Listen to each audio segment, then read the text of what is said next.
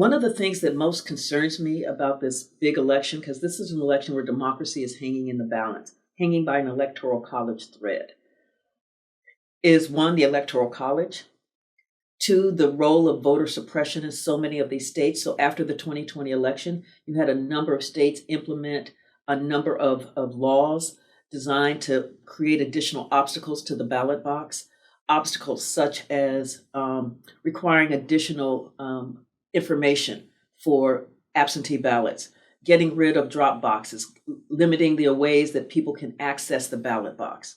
And also what concerns me with this election coming up is that you've got basically a three-pronged strategy. One is to limit the way that people can access the ballot box through voter suppression. Two is to limit the way that the ballots are counted.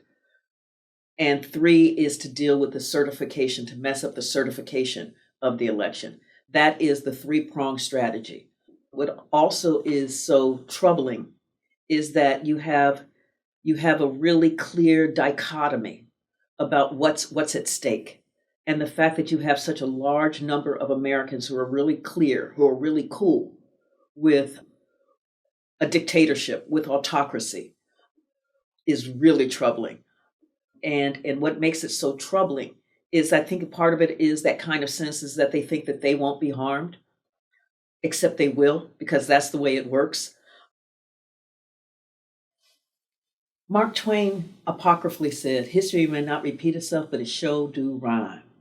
And so what we're seeing right now are many of the rhymes. During the rise of Jim Crow, Mississippi created the Mississippi Plan, which was to figure out how do you disfranchise all of those Black men from voting. And they knew that because of the 15th Amendment that says the right to vote shall not be abridged on account of race, color, or previous condition of servitude, they couldn't write a law saying, we don't want Black folks to vote. So how do you say we don't want Black folks to vote without saying we don't want Black folks to vote? So what they did was to use the legacies of slavery and make those legacies of slavery the access to the ballot box and make them look really logical, make them look really innocuous. Kind of like, well, of course. So one of those was the poll tax. The poll tax says democracy is expensive. And if you really believed in democracy, you would be willing to pay a small fee for us to be able to hold these elections. Now, you saw right there was a linguistic gymnastics that put the onus on the individual and not on the state itself. That was part of it. But the other part of it was to call it a small nominal fee. Well, when you have had hundreds of years of unpaid labor, followed by the Black codes, followed by sharecropping, that nominal fee amounted to 2 to 6% of a Mississippi farm family's annual income. Imagine paying 2 to 6% of your annual income to vote. Not so nominal, not so nominal. But again, it sounds innocuous on its surface, and it sounds really reasonable. And so part of the thing of the era of Jim Crow was to write racially targeted, race-neutral language in the laws, and to have those laws look race-neutral on its surface so that they could get around the 15th Amendment. We saw the same thing with the literacy test. And the U.S. Supreme Court blessed this on high in the 1898 Williams decision that said, poll tax, literacy test, they don't violate the 15th Amendment because everybody has to pay and everybody has to take the literacy test. So they're fine, but they weren't fine. What had happened in Mississippi was that you had 190,000 Black men registered to vote in 1890. You only had 8,600 by 1892 after the Mississippi Plan went into effect. That tells you this is racially targeted. But the U.S. Supreme Court refused to see it and just said, oh, this is fine. So every other state just hit the barriers and said, fine. And they started rewriting their constitutions, rewriting their laws, and you had massive disfranchisement happening in the Deep South. Then we get, of course, the Voting Rights Act of 1965. And that thing was a game changer. It was so powerful that the states, of course, were pushing up against it. This is unfair. This is unfair. This is unfair. And eventually you got the U.S. Supreme Court to agree in the 2013 Shelby County v. Holder decision that basically said racism was a thing in 1965. It's no longer what it was now in 2013. And that required not paying attention. That required really not paying attention. The same way that the US Supreme Court did not pay attention in the 1890s to what Mississippi was doing, is the same way that this court refused to pay attention. So in the 2006 reauthorization of the Voting Rights Act, the US Department of Justice had laid before the Congress somewhere between 700 to 800 proposed changes that they had blocked because they were racially discriminatory, and blocked not since 1965 passage, but blocked since 1982. So how you can look at those possible changes that were blocked by the US Department of Justice and just a few years later saying racism is a thing of the past, it means you don't want it. You don't want to see. And so what happened were 2 hours after the US Supreme Court decision comes down in Shelby County v. Holder, Texas implements its racist voter ID law. And again, voter IDs sound innocuous on the surface. They sound like what? Like it plays to a middle class norm. Everybody has an ID. How hard can this be? So if you really wanted to vote, you would get your ID. Again, it sounds like the poll tax. If you really were interested in voting, you would pay your poll tax. If you were really interested in voting, you would have your ID. What it doesn't take into account are how these state legislatures got the racialized data on who has what types of IDs and privileged the IDs that whites had and then denigrated the IDs that African Americans had. How does this play out in Texas? Texas said you have to have a government-issued photo ID to vote. But your student ID from a state college or university does not count. But your gun registration card does. 50% of those in Texas's colleges and universities are folks of color. 80% of those gun owners are white. So if you're able to craft your electorate by crafting the kinds of IDs that people need to have to access the electorate, you don't really have a strong democracy. What you're doing is you're violating the rights of American citizens. Alabama, let's take Alabama, Lord Alabama. Alabama said you must have a government-issued photo ID to vote, but your public housing ID doesn't count. Public housing isn't government-issued, but what we know is that 71% of those in public housing in Alabama are African American. And for many, it was the only government-issued photo ID that they had. And so to be able to wipe away that ID, you're able to take away a large swath of a Black voting population, their ability to access the ballot box. And then to double down on it, Governor Bentley shut down the Department of Motor Vehicles in the Black Belt counties. And he did so for fiscal reasons, because we have to balance our budget. And those facilities weren't getting a lot of traffic through there. And so in order to be fiscally responsible, and everybody wants their government to be fiscally responsible, in order to be fiscally responsible, then shut them down. Well, what that did was it made the nearest departments of motor vehicles, people had to go like 50 miles in order to be able to get a driver's license. But if you don't drive, how do you get 50 miles? And Alabama's ranked 48th in the nation in terms of public transportation. So if you can't drive to get your driver's license and you're ranked 48th in the nation, you don't have public transportation to get there, that becomes another obstacle. But again, the language sounds so innocuous. And everybody has an ID. But when we understand that not every kind of ID is eligible, makes you eligible to be able to vote. And what we also have to understand is that the whole thing about voter ID is predicated on the lie of massive, rampant voter fraud. The lie is so intense, and it has been going on for a long time. That's the lie that Mississippi used in 1890. And it's the lie that was used for voter ID. Justin Levitt, a law professor out of California, he did a study, and he found that from 2000 to 2014, out of 1 billion votes cast in the United States, there were only 31 documented cases of voter impersonation fraud out of 1 billion votes. That becomes the quicksand upon which these voter ID laws are based. That becomes the voter fraud lie upon which these voter ID laws are based. Then you have poll closures. The Brennan Center found that for Section 5 of the Voting Rights Act, those jurisdictions that were under pre-clearance of the Voting Rights Act, that after Shelby County v. Holder, they have shut down 1,685 polling places, the vast majority of them in Black communities and in poor communities.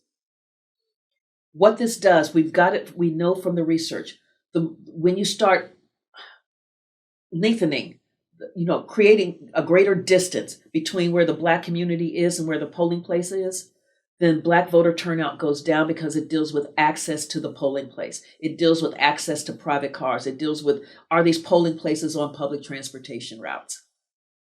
And what that also does in a place like Georgia, where the bulk of the population growth has come from those communities, from Black and brown and Asian American communities, when you shut down the polling places in the areas where you're having the greatest growth, you no longer have the resources to be able to effectively and efficiently handle the lines coming in for people who are trying to vote. This is why you see these 12-hour lines in these communities, because the polling places simply aren't there, because Georgia has shut them down. Another method of voter suppression is voter roll purges. And again, it sounds logical on its surface. We have to maintain the voter rolls. You can't have all of these dead people on the rolls. You can't have all of these people who have moved out of your jurisdiction on the rolls. We've got to maintain the voter rolls. But you haven't heard people say, no, I don't want to maintain the voter rolls. I like bloated voter rolls. But it is a way to, again, send the signal that there's something untoward. There's something about voter fraud that is happening in these rolls. We've got dead people voting. We've got people who don't even live here voting. We've got people who are voting in multiple states. So you have this thing called interstate crosscheck. So what it looks at is first name, last name, suffix, junior, senior, the third, last four of your social security, and your birthday. And if that is matched up, if you've got that same match from Kansas and in Virginia, then you're removed from the rolls. That's the way it's supposed to work, but that's not the way it actually works. They really didn't look at the last four of the social. They didn't look at birth date. They didn't really pay attention to suffix, junior, senior. Junior and senior look alike. They really didn't pay attention to first name. So Jose looks like Joseph. So the focus in on the last names.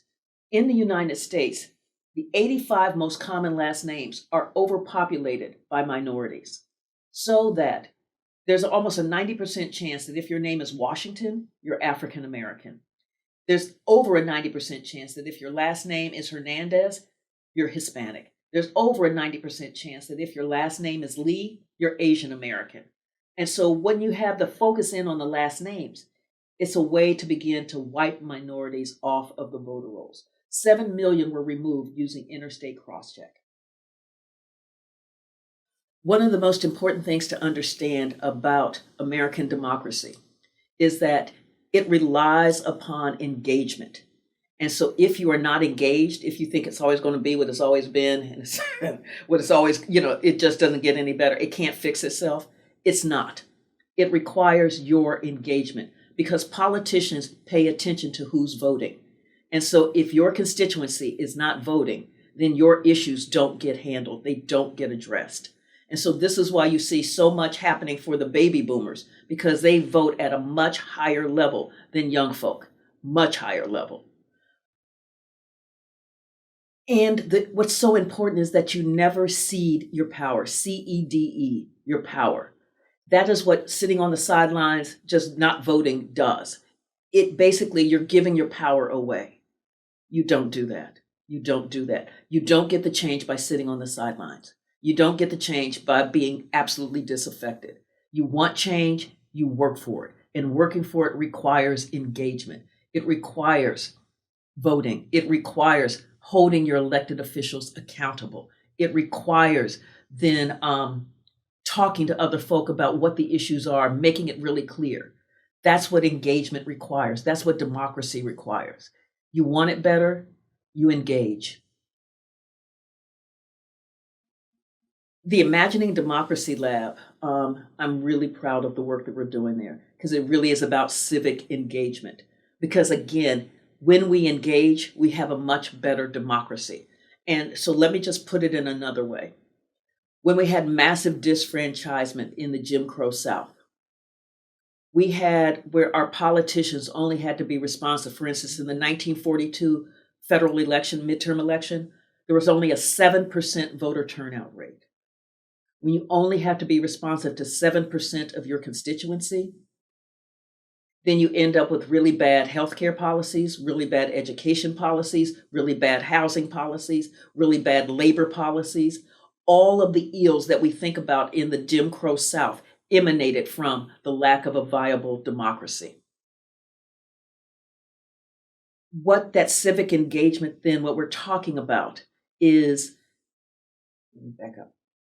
So when we were writing the grant proposal, one of the things that I said is that the enslaved had to imagine freedom, even when there was nothing around them that told them that they could be free.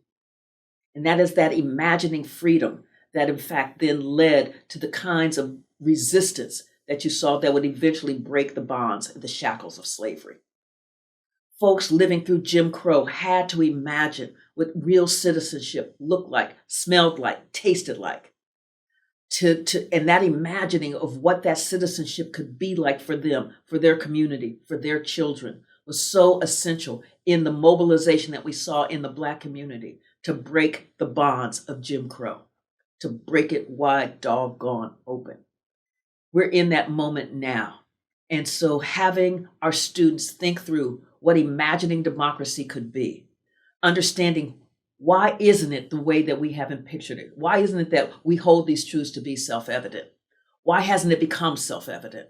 So first they do lots of reading to think about what has happened, what has thrown it off its course, and what have been the forces that have pushed it along this way, that have made the difference, the significant, sizable difference, and what role can they play in that? In the spring, we took our Imagining Democracy Lab class to Selma. It was phenomenal. It was phenomenal for multiple reasons. One is that our students went into those museums in Montgomery, and they began to get the power of public history, the power of the Black freedom struggle right there in those museums. And then on the last day, on Sunday, we went to Selma.